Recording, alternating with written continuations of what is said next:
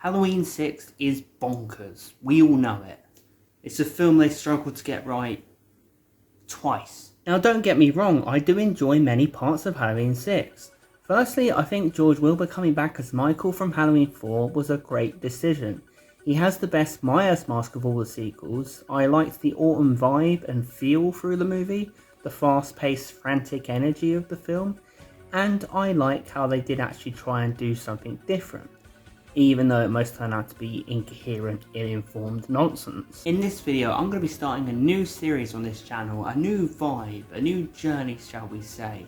And it's going to be talking about films that I think can be improved, so it's what I would have done with Halloween 6. Now with this new series, it can't just be me doing exactly anything I want. Like, I can't sit there and say, I'm going to cast Leo DiCaprio, I'm going to cast buddy Robert Downey Jr., I'm going to cast Santa Claus. It can't be done. It has to be working with the cast that I have, and it has to be working with the basic core premise of the movie. Obviously, I can change it, but I can't change it earth-shatteringly. So it just makes it more challenging, and it's going to be all about proving these films could have been okay to good to great if they had more effort and more thought put into them. So here we go with the first one. This is going to be talking about how I would fix Halloween 6. Let me know what you think. Now, the first thing I would do is sort out the Fawn cult storyline. Now, believe it or not, I actually think this could have worked. It's just the way they went about it. Think about it, a lot of fans love the evil villains in Halloween 3. So you just have to make those sorts of villains fit into a Michael Myers film. Just uncompromisingly evil for the sake of it. Sadists who want to cause as much damage and sadness as possible to enrich their own egos. The main mistake they made with this cult is they made it out that they could control Michael Myers. Yeah, after 20 years of therapy with Dr. Loomis, Michael Myers just meets this satanic cult and he's like, right, what do you want done, lads? So what I would have done with the cult is make them obsessed with building an evil sect that they can control. You don't really need to explain their intentions other than they just want to take over humanity. Every villain, eventually when you break down their intentions, they make no sense, so there you go. You just need to make one thing clear. They broke out Myers at the end of Halloween 5, but he then killed several of their members and disappeared into the night. Then they kidnapped Jamie, played by Daniel Harris. Yes, this is the one time, guys, one time where I'll be going back on my rules, and I'll be casting Daniel Harris because she should have bloody been in it. It's not a dramatic casting choice. It makes no sense if she wasn't cast. So I'll be bringing back Daniel Harris as Jamie. Simple as that. It should have happened. So they are basically a cult that is creating murderers underground. And because of Jamie's connection with Myers and the possible violence she can commit, they wanted to do the same with her. But they're also using her to lure Myers to the lair. In other words, Jamie would not be impregnated or sacrificed. The goal would be to harness the energy of Myers and Jamie and put them together as killers. Obviously, you can have the leader of the cult, the dude from Lethal Weapon, get asked the question, what if we can't get Myers to not spare her? And he just says, well, fuck her. We'll just have Myers then. But the idea they have is that they are trying to harness pure evil. They believe because of her connection to Myers, and because she has the ability to bring Myers to them, she can be very useful. She can be a lethal force for evil. And I guess you could all say to me, well, Jim, where did the psychic connection come from? In Halloween 5, you're using it here, where did it come from? Look, I'm working with what I had, guys, and I'm working with a load of old arse. I'm bloody stuck with it. Meanwhile, back in Haddonfield, Tommy, yes, played by Paul Rudd, and I have to say I quite liked his performance in 6, I thought he was quite good. But I would have run with the idea of Tommy being obsessed with Michael. They hinted it in some really great scenes in Halloween 6 early on. You know, showing his pin-ups and newspapers, having him call into the late night show discussion about Michael and serial killers. But that was kind of it. In my version, Michael Myers is Tommy's real-life boogeyman. We all live in fear as children of the boogeyman and monsters. Myers was Tommy's real-life boogeyman and monster under the bed, and I find that a very interesting idea. He could almost blame himself for the events that happened to Laurie because he didn't make it clear enough that even though he did, he was constantly saying the boogeyman's outside, but he thinks, I could have communicated better, I could have made things turn out better. You know, and he thinks that, and he's kind of guilty that he also didn't intervene in 4 and 5's events, but he wasn't emotionally capable to at the time. Now, Tommy would have a group of friends in this movie who are also obsessed with Michael, and they would be his kind of mini little team, but they would have to be likeable. I'd make them skater and horror fans, and I'd make them fit into the early 90s. I'd make them really fun to watch, jokey but serious when they need to be, and we would root for them. That would be essential. They sort of idolised Tommy because he saw Michael. A few of them would be maybe witnesses from 4 and 5's events. I would really focus on the world building in Halloween 6, which is again something they sort of had but didn't go far enough with. I would make Michael a point of discussion between kids at school, TV, parents, especially the late night radio, because I loved that scene. It really reminded me of the 90s. I know this may sound crazy, Barry, but I really think I'm in love with him. I mean, he's so untamed, so uninhibited. He's everything I've ever wanted in a man. You know, this is good. I can see the tabloids now. Psycho lays nympho, the best sex he ever dismembers. Is this the type of you always fall for, lady? Any other serial studs on the list? You know, Bundy, Manson. What about the Dahmer guy? I bet you could really cook with him. No, I just want Michael. I want to know what's behind that mask. You'll be a bit disappointed because he just looks like a regular guy. Bit emotional though. Oh, and when he grows up he loses his hair. Probably all the stress. I would just present the legend of Michael Myers as really looming over everything. The idea, will he ever come back? The conspiracy theories, the intrigue, the fear, as much as I could. As I truly do believe if you're going to carry on with the series and you're going to introduce major plot points and changes, you need to pay respect to everything else that has already happened, build a universe around it, and create some stakes. So through some interaction with Dr. Loomis, yes, he's in this, of course, and he would be in this movie a lot more than he was in a theatrical cut.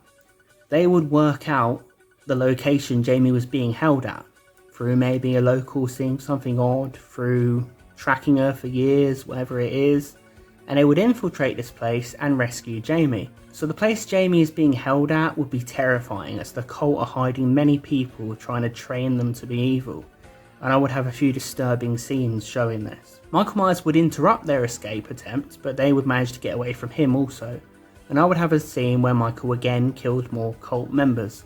Now we don't need to know where Michael came from. One of the best things in Halloween H2O is they don't explain where Myers has been for years. We don't need to know, we need to keep him mysterious and in the shadows. All we know is that Michael was broken out and he didn't follow the cult's wishes. They want him to, and he won't do it.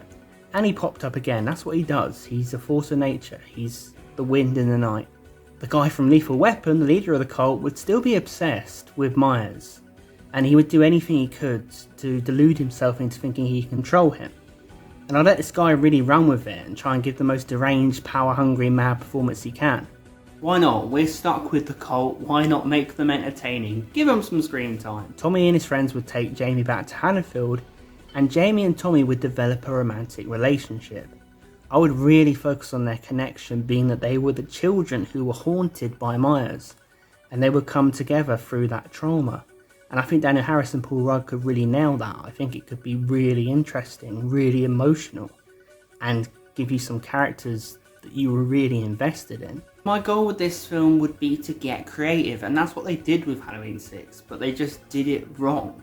I feel like I agree, if you're going to carry on this series, if you're going to carry on with a character who's basically a blank slate like Michael Myers, you have to think of some things that you're going to do. So I respect them for taking chances, it's just what they did didn't turn out well, but again, I'm going to try and make it turn out good in my version. Jamie and Tommy coming together, connecting and falling in love, reuniting with Dr. Loomis, and then of course teaming with Tommy's group of misfits, would give the series a much needed injection of likeable characters who you want to see survive and present some fresh blood for the franchise. They would of course also meet the Strode family, who would be minor characters. Cara and her son and family would all still be in here, but they wouldn't be the main characters anymore. They would be here to give Jamie that connection to the mother she lost, so she would be trying to piece together the mother she lost, basically. Of course, in my version, Cara's dad would still die brutally and painfully. I mean, that's essential. Good news for you, girl. Before you came around, everything was going fine, till you landed on our doorstep. You and that little bastard of yours. Of course, Michael would then return to the town and he would again begin his killing spree, but he would be being tracked by the cult and being searched for and confronted by Tommy, Jamie, Loomis, and Tommy's team. I did enjoy how brutal Michael was at times in Halloween 6. Look, it's not my desired version of Michael, but I think as the sequels go on, you have to at least up his ante in some sort of way. In my version, I would hold that in check. I would mix the original Myers with the Halloween 6 Myers. A few very brutal kills, but overall a very disturbing, stalking, terrifying presence which blends into the night and watches from the shadows. Another thing I would do, and my good friend from Cinematic Venom Rob is going to hate this, but I would have Michael Myers kill Dr. Loomis. Don't get me wrong guys, it would be an epic death, a great send-off for Pleasance, probably with Loomis sacrificing himself to save someone. Maybe Jamie, and Jamie looks into his eyes and she sees that kind of grandfather figure, twisted grandfather figure that she had, and she sees him sacrifice himself for her, and it means a lot to her. And again, it would be such a memorable moment in the series. And a series that's running out of steam, you need memorable moments. I feel like it would need to happen for the series to go forward. Obviously Pleasance was very old at the time, and in my idea would be for the new characters to now lead the series, to give it a new sparkle. Let's make Loomis die in a big, meaningful way, make it the end of an era. So in summary, to wrap things up, I'd be going for a more creative, a more fresh feeling Halloween movie, but I'd be focusing on the themes of lost childhood, childhood trauma, local legends, hysteria, obsession, family, friendship, and of course that looming threat, that idea that evil never dies. I try and make it quite a disturbing film, and if possible make the cult just as scary as Michael Myers. Actually show what they do. I think that was one of the problems with Halloween 6, we didn't see what the cult were doing. Show them doing some fucked up stuff, show them being evil. Give us a chance to get invested in them. I would have Jamie and Tommy be the final ones left, and I would probably keep the setting of Smith's Grove for the finale, like they had in the actual film. I thought that was a really, really good place to have the culmination. I actually quite like the culmination in the Halloween 6 theatrical, even though it's a bit clunky and strange. Add Daniel Harris to it, have Michael be stalking them in Smith's Grove. They're the only ones left, and they're literally confronting their childhood boogeyman once and for all. Loomis is dead, Tommy's friends are dead, the stakes are really, really high. I think that would be really, really exciting. But I personally think this would be a very different and better film, and I didn't change everything about it. I tried to work with what we had, and that's what this series is going to be about, working with what we had, the cast we had, the general ideas we had, just seeing if there was any way to rescue these car wrecks of movies. So what do you guys think about my improvements and my attempt to reinvent Halloween 6? Let me know. If there are any other films you would like to see me have a go at improving. I'm thinking of doing this for Halloween Resurrection, and I'm thinking of doing it for some other films. So let me know if you enjoy this concept. Subscribe if you enjoyed, and until next time guys, stay safe everyone.